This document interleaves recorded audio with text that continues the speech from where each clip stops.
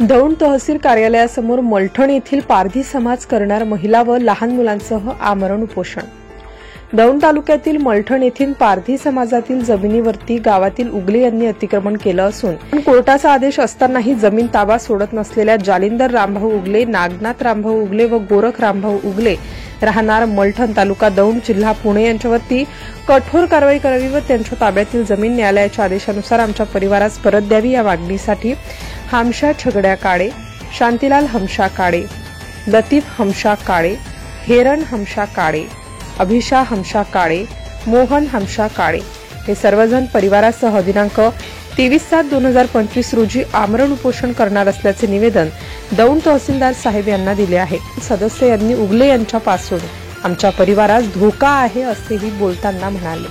आमच्या आजोबांची जी जमीन आहे हमशा छकड्या काळे यांचा 31 एकर 9 गुंठ जागा आहे, म्हणजे जमीन आहे आम्हाला क्षेत्र। पण उगले यांनी आमच्या जमिनीवर अतिक्रम केलेला आहे आणि आम्हाला कोर्टाने आमच्यासारखा निकाल जे दिलेला आहे तरी देखील हे लोक आमच्या बळजबरी करतात, आमच्या लोकांना मारहाण करतात, आमच्या महिलांची छेड काढतात, आम्हाला आमच्या स्वतःच्या रानात जाऊन देत नाहीत सर। आम्ही वारंवार म्हणून आम्ही आमरण उपोषण करणार आहे सर 23 तारखेला।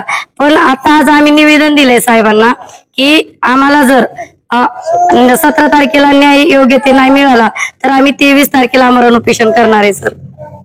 17 तारखेला तुम्हाला न्याय मिळणार हे अपेक्षित तहसीलदारांनी तसा तुम्हाला शब्द दिलाय का? हो, तहसीलदारांनी तसा आम्हाला शब्द दिलाय सर। जर समजा 17 तारखेला तुम्हाला योग्य न्याय नाही मिळाला तर तुम्ही 23 तारखेपासून आमरण उपोषण करणार आहे सर। आणि शेवट आम्ही आमरण उपोषण करून जरी आम्हाला न्याय मिळाला नाही सर तर आम्ही सर्व सहपरिवार सहकुटुंब आत्मदहन तहसीलदार कार्यालयासमोर करणार आहे सर। काय वाटतंय नेमकं तुमच्या रानामध्ये शेतीमध्ये ज्यांनी कब्जा केलेला आहे किंवा ज्यांनी अतिक्रमण केलेलं आहे त्यांना कोणाचा राजकीय पाठबळ वगैरे आहे? हो सर, त्यांना बरेच लोकांचा राजकीय मंत्री आहेत बरे म्हणजे अजून तर पडद्याच्या आडच आहेत। आताशी आम्हाला कळलं की बरेच मोठे जे अधिकारी आहेत त्यांचा सपोर्ट आहे त्यांना आणि आम्ही गरीब लोक आहेत साहेब, त्याच्यामुळे आम्हाला काही कुणाचा पाठबळ नाहीये सर। आम्ही वारंवार पोलीस स्टेशनला जातोय, तहसीलदार साहेबांकडे अर्ज देतोय, पण आजपर्यंत आमचा कोणीही न्याय दिलेला नाही आम्हाला। साधारण किती वर्षापासून तुम्ही लढाई लढताय? सर 25 ते 30 वर्ष झाली सर। 25 ते 30 वर्षापासून हे तुम्ही संविधानिक पद्धतीने लढाई लढत होता? लढतोय सर। न्यायालयाचा काय आदेश? न्यायाधीशाने आम्हाला आदेश दिलाय सर की तो आमच्यासारखा निकाल दिलाय साहेब त्यांनी। म्हणजे न्यायालयाचा निकाल तुमच्या बाजूने झालेला आहे? हो सर। तरी देखील समोरची जी व्यक्ती आहे ती ताबा सोडायला तयार नाही सर। आम्ही निवेदन द्यायला आलोय आज जमिनीविषयी।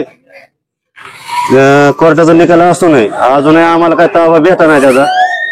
जालिंदर उगले, गोरख उगले, नागनाथ उगले त्यांची मुलं आहेत। आता गोरख उगले आपलं नागनाथ उगले वारलेले, त्यांचा मुलगा गणेश उगले वारंवार आम्हाला त्रास देतो। या शेतीचा आमचा कोर्टाने निकाल दिलेला असून यांचे सगळे खोटे कागदपत्र आहेत।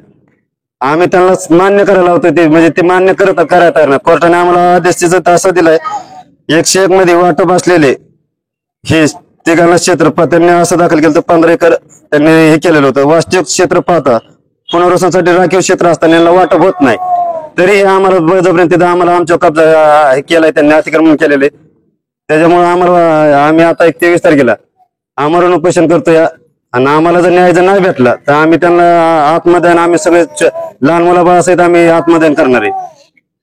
तर आता आम्हाला तहसीलदार म्हणले 17 तारखेला तुम्हाला त्यांना नोटीस पाठवतो, 17 तारखेला काय न्याय भेटतोय ते 17 तारखेला तुम्ही थांबा म्हणलेले। त्यांना आम्ही निवेदन आता देऊन आलेलो आहे त्यांना ते। म्हणजे तुम्ही 23 तारखेला जे आमरण उपोषण करणार आहात हो ते 17 तारखेवरती डिपेंड आहे? हो। 17 तारखेला जर तुमच्या सरकारने निर्णय झाला तर ते आमरण उपोषण थांबेल, अन्यथा तुम्ही आमरण उपोषणावरती थांबा? हो सर। आम्हाला म्हणजे आमचे मिस्टर ते आमचे दीर भाव जे फिरतात म्हणजे ते उगल्यांनी अशी धमकी दिली की तुम्ही जर आमची जमीन आमच्या हक्काची जमीन जर तुम्ही हिसकून घेण्याचा प्रयत्न केला तर तुम्हाला जीवे मारून टाकू, आम्ही जगू देणार नाही। म्हणजे त्यांच्यापासून आम्हाला आमच्या मिस्टरांना आणि आमच्या सहकुटुंबाला धोका आहे। माझ्या पूर्ण कुटुंबाला पोलीस प्रोटेक्शन पाहिजे साहेब।